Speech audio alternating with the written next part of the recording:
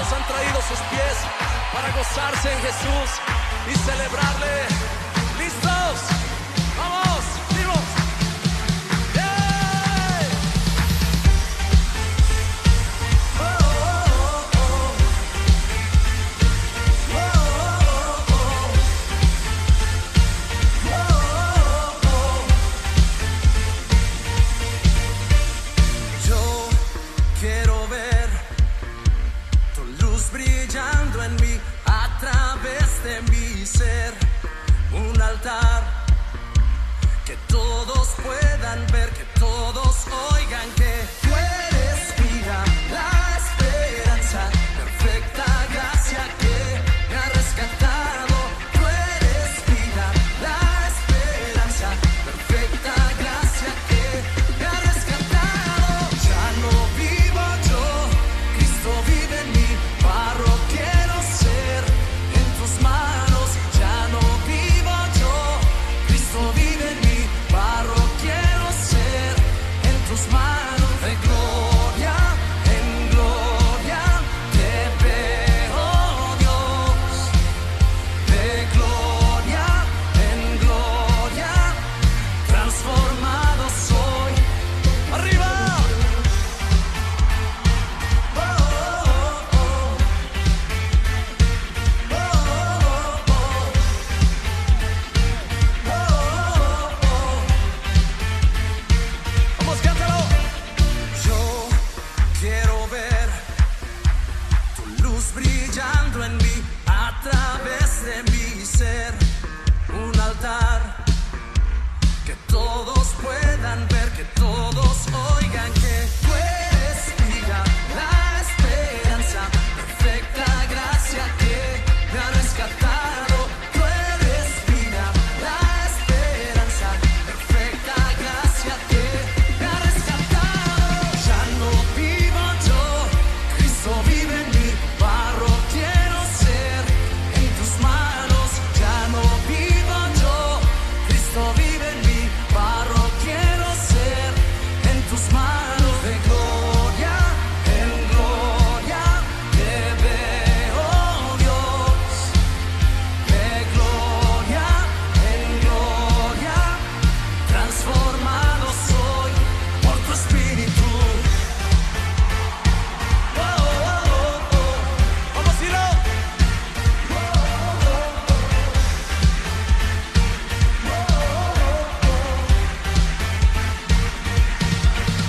De gloria en gloria te veo, Dios. Vamos. De gloria en gloria te veo, Dios. De gloria en gloria te veo, Dios. De gloria en gloria te veo, Dios. ¡Arriba! Ya no vivo yo, Cristo vive en mí, barro quiero ser en tus manos. Ya no vivo yo, Cristo vive en mí, barro quiero ser en tus manos. De gloria en gloria te veo, Dios. De gloria en gloria transformado soy por tu espíritu. ¡Woo! ¡Wow, wow, oh, oh! ¡Vamos fuerte! ¡Wow, wow, oh, oh! ¡Wow, wow, oh, oh! ¡Wow, wow, oh, oh! Amada Iglesia de Jesucristo, los saludo en el amor del Señor, con la esperanza puesta en mi Redentor de que el siguiente tema que vamos a estudiar y a meditar sea de gran bendición para la vida de cada uno de ustedes. Sobre todo, es un mensaje que tiene un destinatario muy especial, que son los varones de esta iglesia. Les saludo en el amor de Cristo y le pido a mi Padre Celestial que su precioso Espíritu Santo traiga la revelación a la vida de cada uno de nosotros acerca de este tema tan importante y que debemos de abordar en la vida de cada uno de nosotros. El tema que hoy quiero compartir con ustedes es la paternidad en la Iglesia de Cristo. ¿Es un mito o es una necesidad para cada uno de nosotros? Me gustaría comenzar haciéndonos una serie de preguntas relacionadas con el tema de la paternidad. ¿Qué entiende usted por padre? ¿Cómo definiría usted el concepto de padre? ¿Cuáles considera usted que son los atributos que un padre debe tener? ¿Cuántos tipos de paternidad conoce? Y si considera usted en su vida, en este momento, la necesidad de un padre. El deseo del corazón de Dios es que a través del estudio, la reflexión y la revelación de la Escritura, todos con la guía del Espíritu Santo, encontremos la respuesta correcta a cada una de estas interrogantes. Lo primero que debemos entender y conocer es que la maldad ha aumentado a tal grado que llevamos no menos de 40 años escuchando argumentos en contra de la figura paterna biológica y de la familia, sembrando a lo largo de los años y en las últimas 3 generaciones argumentos que buscan destruir, desautorizar y eliminar la autoridad del padre en el hogar y la funcionalidad de la familia en la sociedad. Sin duda alguna, han existido padres que han abusado de su autoridad en el hogar. Sin embargo, estas excepciones jamás podrán desautorizar la palabra de Dios, nuestro Padre, con respecto a la familia y con respecto a la autoridad del padre biológico. Es tan grande el odio de Satanás hacia la autoridad paterna que hoy escuchamos y leemos frases del movimiento feminista y LGBT como mata a tu padre, mata a tu hermano, mata a tu novio, mata a tu esposo, pretendiendo con esto culpar al varón de todos los males de la tierra. Y es sin duda un movimiento 100% satánico. Este movimiento como tal no busca reivindicar los derechos políticos, sociales y económicos de las mujeres porque ya existen en la legislación actual. Su verdadero propósito es desacreditar y destruir la autoridad del Padre en las familias de la forma en que nuestro Padre Celestial lo ha diseñado. Es necesario que quede muy claro, hermanos y hermanas que me escuchan, que el propósito de este movimiento no es reivindicar los derechos políticos de las mujeres. Es lo que menos les importa. El verdadero propósito de este movimiento es destruir todo concepto de Dios en nuestra cultura, en el Estado mexicano y en el mundo en términos generales. Por esa razón, este movimiento mundial ha tenido su mayor auge en Europa y Estados Unidos. Y vemos hoy cómo pretende extender a toda América su ideología. Y ha pasado también a su segunda fase, desacreditar a la iglesia denominacional, apoyándose sobre todo en los innumerables pecados que la denominación católica ha cometido desde su fundación en el siglo III hasta nuestros días, utilizando estos argumentos con el propósito de borrar de la conciencia colectiva la autoridad de la Iglesia y de nuestro Padre Celestial, con consignas como muere el patriarcado y demonizando la figura de Cristo, y construyendo a la vez y de manera gradual en la conciencia colectiva la ideología de género, que pretende otorgar al Estado el derecho a educar a nuestros hijos en toda clase de perversiones sexuales, utilizando al Estado mexicano como el instrumento ideológico,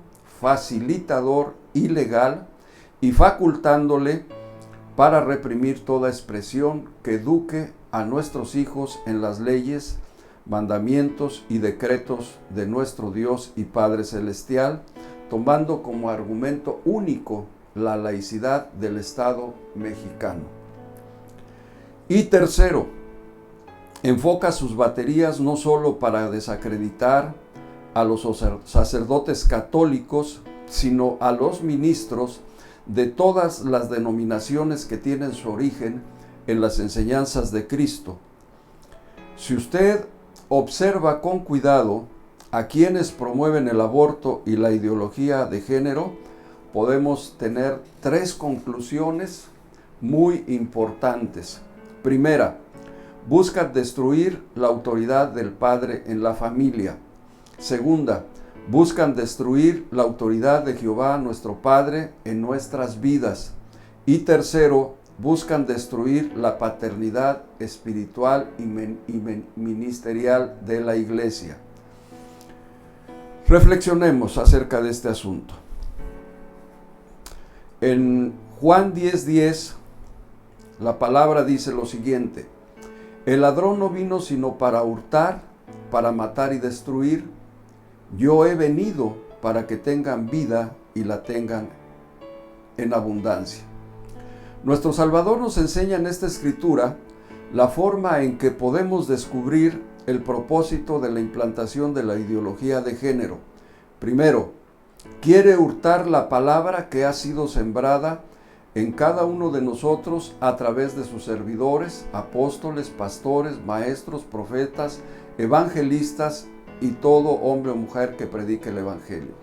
Segundo, busca matar la mucha o la poca fe que la palabra ha sembrado en la vida de cada uno de los creyentes. Y tercero, una vez que ha robado y matado nuestra fe, ahora busca destruir nuestras vidas, llevándolas a toda clase de perversiones sexuales con el propósito de avergonzar el reino de Dios en la tierra. No hay mayor logro para este movimiento que destruir su vida a través de robar y matar la palabra que ha sido sembrada en ellos. ¿Y qué utilizan ellos para conseguir su propósito en la vida de los hombres? Utilizan ideas.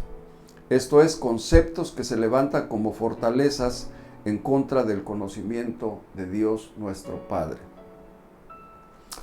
Solo basta con poder leer con detenimiento alguno de los manifiestos de este movimiento mundial para darnos cuenta que el verdadero propósito es destruir todo conocimiento de Dios en esta tierra. ¿Cómo vamos a enfrentar nosotros como cristianos, como hijos de Dios, cómo vamos a enfrentar este río, este arroyo de ideas que están consiguiendo cada vez más adeptos en todas las naciones? ¿Cómo vamos nosotros a poder enfrentar esto en nuestras familias? ¿Cómo lo vamos a poder enfrentar en la iglesia? ¿Cómo lo vamos a poder enfrentar en la calle, verdad? Cuando tengamos la oportunidad de compartir el evangelio a quienes no conocen de Jesucristo. Hay una cita en la escritura que está en Efesios 6, del verso 10 al 18, y vamos a analizar brevemente lo que dice esta palabra. En el verso 10 dice: por lo demás, hermanos míos, fortaleceos en el Señor y en el poder de su fuerza, que es el primer versículo. ¿Cómo nos fortalecemos en el Señor?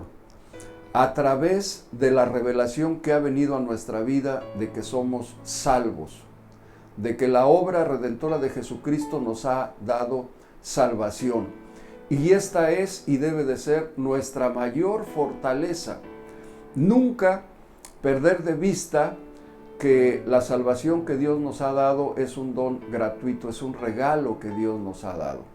No tuvimos que hacer nada absolutamente para recibir este regalo, porque el mismo Espíritu Santo fue quien trajo la revelación a nuestra vida cuando decidimos aceptar a Jesucristo como nuestro Salvador.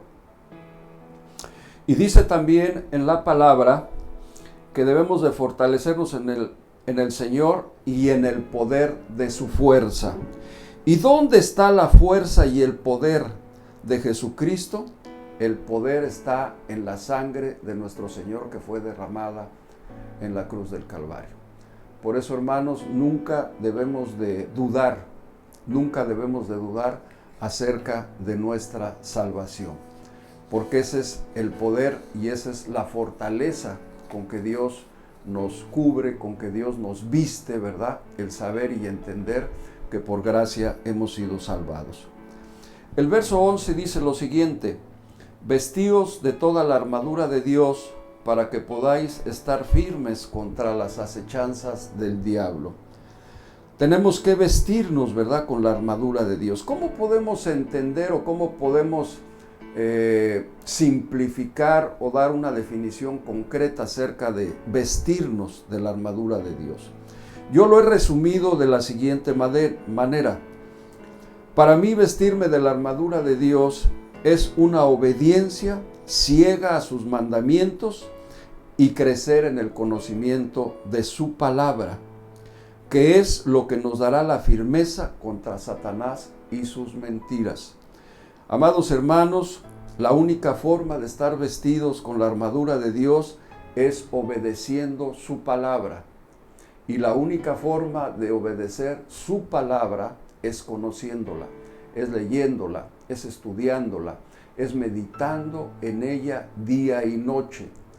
Porque si nosotros hacemos de esto un estilo de vida, no habrá ninguna mentira de Satanás, ninguna acechanza, no habrá ninguna trampa que él pueda diseñar para robar nuestra fe que pueda tener resultado, porque en la medida en que crezcamos en el conocimiento de la palabra, en esa misma medida creceremos en la presencia del Espíritu Santo en nuestras vidas.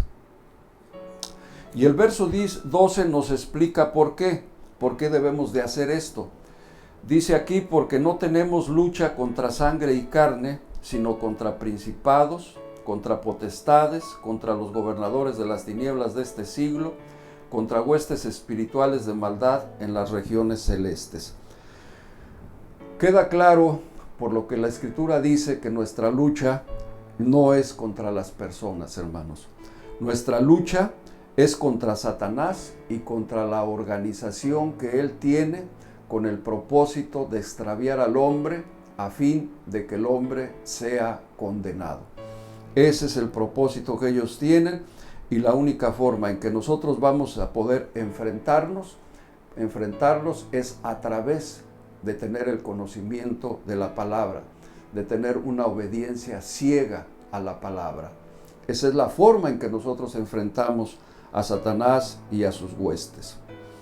El verso 13 nos dice lo siguiente: por tanto, tomad toda la armadura de Dios para que podáis resistir en el día malo y, habiendo acabado todo, estar firmes. Nosotros podemos ver que toda la armadura de Dios, como lo he comentado, es la obediencia ciega a sus mandamientos y crecer de manera continua en el conocimiento de la palabra. Y esto es necesario porque el verso 13 nos previene que hay una lucha diaria, ¿verdad? Hay una lucha diaria, hermanos. Nosotros tenemos una lucha diaria contra los apetitos de la carne, contra la moda de este siglo, contra todo aquello, ¿verdad?, que nos entra a través de nuestros sentidos físicos y que nos puede apartar de la verdad. Entonces, la única forma de que nosotros podamos terminar esta lucha y estar firmes es a través del conocimiento de la palabra y a través de la obediencia de la misma. Cuando nosotros decidimos adquirir estas dos cualidades en nuestra vida, no habrá artimaña que Satanás pueda utilizar en contra de nosotros, porque con la misma palabra lo vamos a dejar avergonzado. Dice el verso 14 lo siguiente: estad pues firmes y ceñidos vuestros lomos con la verdad y vestidos con la coraza de la justicia. ¿Cuál es la verdad? Ceñidos nuestros lomos con la verdad. ¿Cuál es la verdad? La única verdad que nosotros conocemos es la obra redentora de Cristo en nuestras vidas. Esta es la gran verdad de nuestras vidas, hermanos. Independientemente de todo el conocimiento que podamos tener acerca de la Escritura, la verdad gloriosa en la vida de cada uno de nosotros es la obra redentora de Jesucristo. Nosotros tenemos que tener un conocimiento muy preciso acerca de la obra redentora de nuestro Señor. Y vestidos con la coraza de su justicia. ¿Cuál es la coraza de la justicia? El saber que somos salvos por fe, mas no por obras. Obviamente que esto no de ninguna manera es una justificación para que nosotros no avancemos o no subamos ese segundo peldaño en nuestra vida cristiana. Ya somos salvos por gracia, es un regalo que Dios nos dio, y esa salvación que ha venido a nuestras vidas, si es una salvación genuina, si verdaderamente ha habido un nacimiento nuevo en la vida de cada uno de nosotros, de manera inevitable tendremos que dar obras, ¿verdad? Tendremos que dar frutos que muestren, ¿verdad?, que verdaderamente hemos creído en el Evangelio. Nadie podrá decir yo soy salvo si en su vida no se han manifestado obras que confirmen que la salvación de Cristo es una obra real en su vida. Ahora bien, el verso 15 de esta misma lectura nos dice: y calzados los pies con el apresto del Evangelio de la paz. Cuando habla acerca del apresto, la palabra apresto se refiere a un tratamiento que se da a las telas para darle firmeza y brillo, ¿verdad? ¿Qué quiere decir esto, hermanos? Que si vamos a calzar nuestros pies con el Evangelio de la paz, quiere decir que vamos a ser enviados, vamos a tener que llevar este conocimiento que tenemos a otras personas, ¿verdad? Y debemos de conocerlo también, que tendremos que hablarles a las personas de Jesucristo básicamente de 4 cosas: nacimiento, vida, muerte y resurrección de Cristo. En estas 4 cosas se resume, ¿verdad?, el Evangelio de Jesucristo. Tenemos que crecer en el conocimiento de estos 4 temas para que podamos llevar el Evangelio de la paz. El verso 16 nos dice: sobre todo, tomad el escudo de la fe con que podáis apagar todos los dardos de fuego del maligno. El escudo de la fe, mis queridos hermanos, no es otra cosa que tener una confianza ciega en lo que dice la palabra de Dios. Tener una confianza ciega, no una confianza a medias, no una confianza que se acomode a lo que yo pienso, que se acomode a mi interpretación, no una confianza que esté basada en mi propia conveniencia, de qué parte sí y qué parte no me debo de aplicar a mi vida en relación con lo que enseña la palabra del Señor. Todo aquello que nosotros escuchamos y recibimos la revelación del Espíritu Santo, lo debemos de poner por obra de manera inmediata en nuestra vida. Ese es nuestro escudo. Eso es lo que nos mantiene, ¿verdad?, firmes, los que nos mantiene poderosos en el Evangelio de Jesucristo. Creer lo que dice la palabra de nuestro Señor. Y como resultado de esta fe, ¿verdad?, los dardos de fuego del enemigo, o sea, las mentiras que el enemigo va a utilizar para destruir la fe en la vida de cada uno de nosotros, no van a tener ningún progreso. Se van a apagar, ni siquiera nos van a poder tocar. ¿Por qué? Porque nuestra fe, en la medida que nuestra fe y nuestro conocimiento crezca en la Escritura, en esa misma medida estaremos a salvo, ¿verdad?, de caer en las mentiras del diablo. Dice el verso 17: y tomad el yelmo de la salvación y la espada del Espíritu, que es la palabra de Dios. Este verso se explica por sí mismo. El yelmo de la salvación es un casco, ¿verdad?, que se utilizaba en la antigüedad y así se le llamaba yelmo. Entonces, ¿qué quiere decir? Que si yo quiero proteger mi mente, mis pensamientos, ¿verdad?, de los ataques del enemigo, tengo que llenar mi mente con la Escritura y la obra redentora de Jesucristo. Mi mente tiene que estar llena de la palabra de Dios. Por eso es que debemos de leer la Escritura, debemos de escuchar predicaciones, debemos de asistir a la iglesia, a las actividades propias de la iglesia. Todos los eventos, todo lo que se hace en la iglesia tiene el propósito, ¿verdad?, de que nuestra mente sea llena del conocimiento de Dios. Y la espada del Espíritu no es otra cosa más que la revelación de la palabra como una obra del Espíritu Santo. Entonces, es necesario que nosotros entendamos que la palabra tiene que ser revelada por el Espíritu Santo. Cuando leamos nuestra Biblia, algo que debemos de hacer de manera inmediata es pedirle al Espíritu Santo que traiga la revelación de su palabra. No necesitamos solamente conocimiento de la palabra. No necesitamos solamente saber lo que dice o entender lo que dice la palabra de Dios, sino que esta palabra tiene que ser revelada a nuestra vida para que se pueda hacer carne en la vida de cada uno de nosotros. Y el verso 18 termina con esta recomendación: orando en todo tiempo, con toda oración y súplica en el Espíritu, y velando en ello, con toda perseverancia y súplica por todos los santos. ¿Qué quiere decir esto? Dando gracias a nuestro Padre por todo, y poniendo todo lo que anhelamos en oración, suplicando nos llene de su favor en todo. Y velando quiere decir estando siempre atento a las acechanzas que el diablo va a poner en contra de mi vida, en contra de mi familia, en contra de mi casa. Eso significa velar, no significa no dormir. Velar significa estar atento, ¿verdad?, a toda la obra destructora de Satanás. Con toda perseverancia, ¿qué significa? Resistiendo todos los días los apetitos de la carne. Todos los días, hermanos, es una batalla continua en contra de lo que yo desearía hacer, de lo que yo quiero, de lo que a mí me gusta, de lo que yo quisiera hacer. Y en esa lucha tiene que salir siempre victorioso el Espíritu, porque cuando nosotros aprendemos a vivir en el Espíritu, por el Espíritu y para el propósito del Espíritu, en esa medida, hermanos, habremos de estar ganando nuestra batalla. Y dice, y súplica por todos los santos. ¿Qué significa?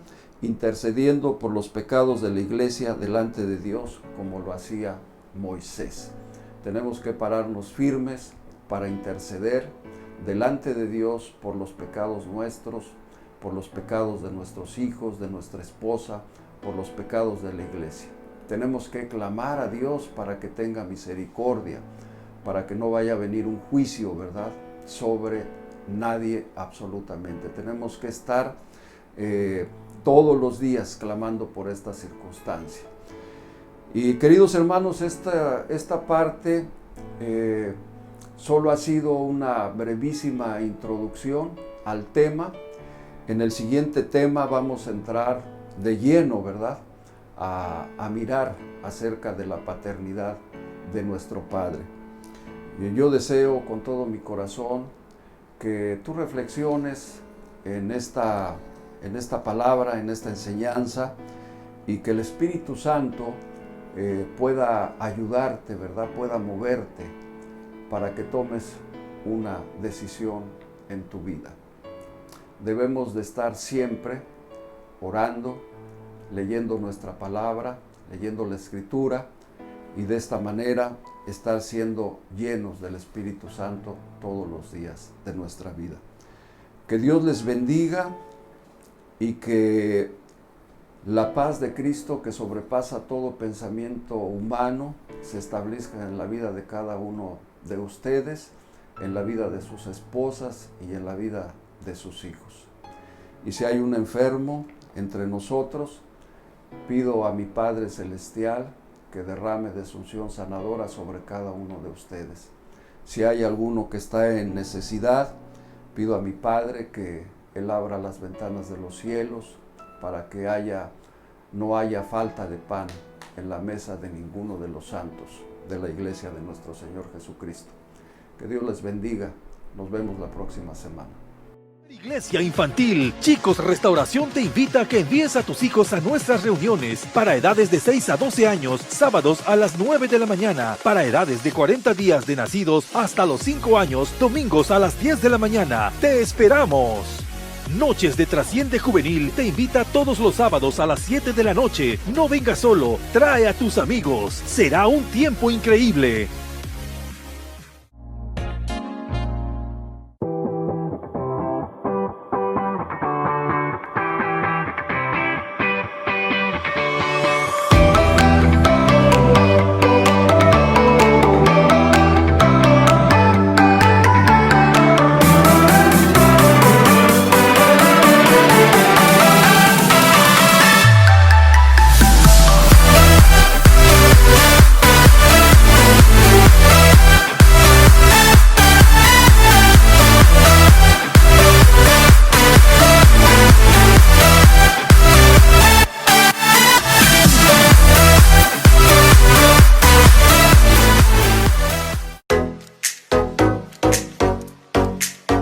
Presentación de hijos, domingo 17 de noviembre durante nuestra reunión. ¡Inscríbete ya!